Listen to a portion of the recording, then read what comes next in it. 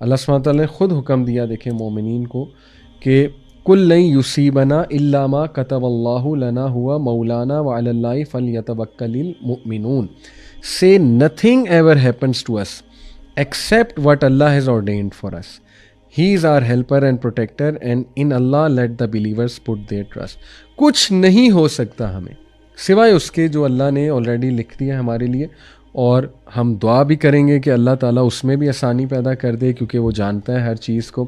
لیکن ہم اس بات پہ کام ہیں، کمپوزڈ ہیں کہ ہمیں کوئی نقصان نہیں پہنچا سکتا الا یہ کہ اللہ کی اس میں کوئی اللہ کو کوئی فیصلہ یا اللہ سبحانہ و تعالیٰ نے کوئی آزمائش لینی ہے.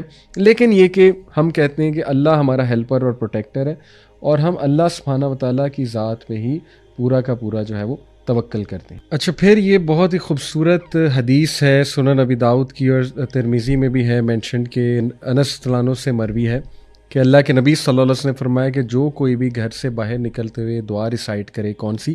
بسم اللہ توکلت علی اللہ لا حول ولا قوۃ الا باللہ.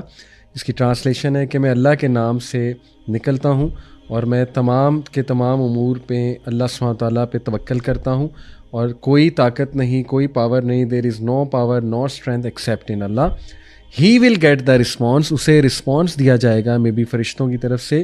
Your mission has been set right, you are guarded and you are guided. اور شیطان جو ہے وہ اس کو اوائڈ کرے گا، اس کے قریب بھی نہیں آئے گا.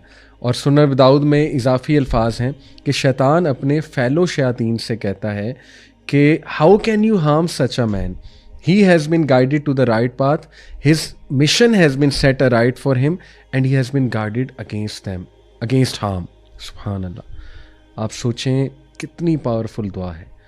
لوگ چھوٹی چھوٹی باتوں پہ ڈرتے ہیں، ہم پہ بندش ہو گئی، یہ نہ ہو جائے وہ نہ ہو جائے، ہمیں کوئی نقصان نہ پہنچا دے، انگزائٹی، فیئر، ڈاؤٹس، رائٹ.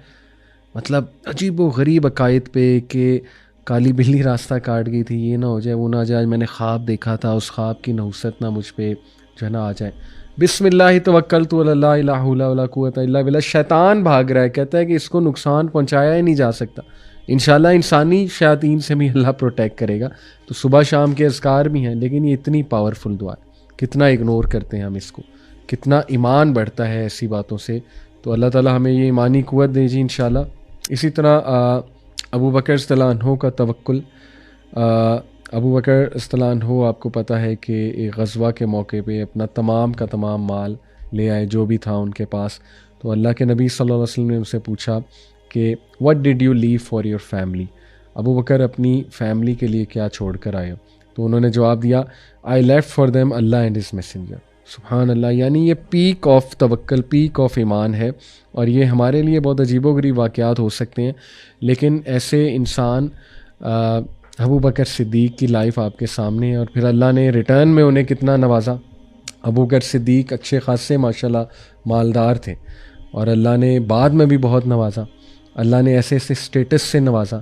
سب سے بڑی بات کہ اللہ تعالیٰ نے انہیں کمپنی دی رسول اللہ صلی اللہ علیہ وسلم کی قبر میں، برزخ میں بھی، اور انشاءاللہ آخرت میں بھی. تو یہ دیکھیں پھر ظاہر ہے جو بندہ پھر اللہ رسول کے لیے کچھ کرتا ہے تو پھر اللہ سبحانہ تعالیٰ اس سے جو ہے نا وہ کافی ہو جاتے ہیں.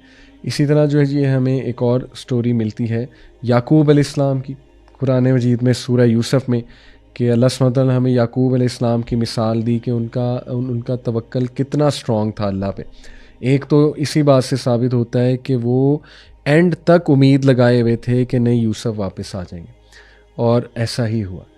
تو یوسف السلام سے بڑی محبت تھی انہیں. دوسرا ان کو یہ توکل تھا کہ اس میں کوئی اللہ کی حکمت ہے، ان کا یہ توکل نظر آ رہا ہے. تیسرا یہ کہ انہیں یقین تھا اللہ کے وعدوں پہ کہ اللہ تعالیٰ زیادتی نہیں کرتا ہے. ٹھیک ہے، اللہ تعالیٰ کے ہر کام میں، ہر فیصلے میں بہتری ہے، اور ایسا ہی ہوا. لیکن یہ جو خاص واقعہ ہے کہ حضرت یعقوب علیہ السلام کے بچے بہت ہینڈسم تھے تمام. تو انہوں نے اپنے بچوں کو جب ایجپٹ بھیجا نا تو انہیں انسٹرکٹ کیا تھا یوسف علیہ السلام کے پاس جب بھیج رہے تھے، کنگ کے پاس. انہیں نہیں پتہ تھا یوسف ہے لیکن کنگ کے پاس بھیج رہے تھے. تو انہوں نے انہیں انسٹرکشن دی تھی کہ مختلف دروازوں سے انٹر ہونا، کیونکہ تفسیر میں آتا ہے because he feared the evil eye for them. Handsome تھے، خوبصورت تھے، تو ایک جتھا بنا کے انٹر نہ ہونا، ذرا ہو جانا، تقسیم ہو جانا، سیپریٹ ہو کے انٹر ہونا مختلف وہاں سے. تو انہوں نے کہا تھا، سورہ یوسف کی آیت نمبر 67 ہے، O my sons, do not enter through one gate, but enter through different gates. After instructing them, he alayhi salam said, I cannot avail you against Allah. The decision rests only with Allah. I put my trust in Him alone, and all who trust should only trust Him. یعنی بات یہ ہے کہ precaution انہوں نے لی، لیکن ساتھ میں یہ بھی کہہ رہے ہیں کہ پریکاشن اللہ کی تقدیر پہ غالب نہیں ہو سکتی. پریکاشن میں نے لے لی ہے، لیکن اب اللہ سبحانہ و تعالیٰ جو ہے وہ مالک ہے، رائٹ؟ اور اللہ کی جو اپوائنٹڈ ڈکری ہے وہی ہو کے رہے گی، لیکن میں نے اپنی پریکاشن لے لی ہے، اور اب پریکاشن کے بعد میں تمام کا تمام توکل اور ٹرسٹ اللہ پہ کر دوں. تو یہ بہت خوبصورت پریکٹیکل مثال ہے اللہ سبحانہ و تعالیٰ کے اوپر توکل کی، حضرت یعقوب علیہ السلام.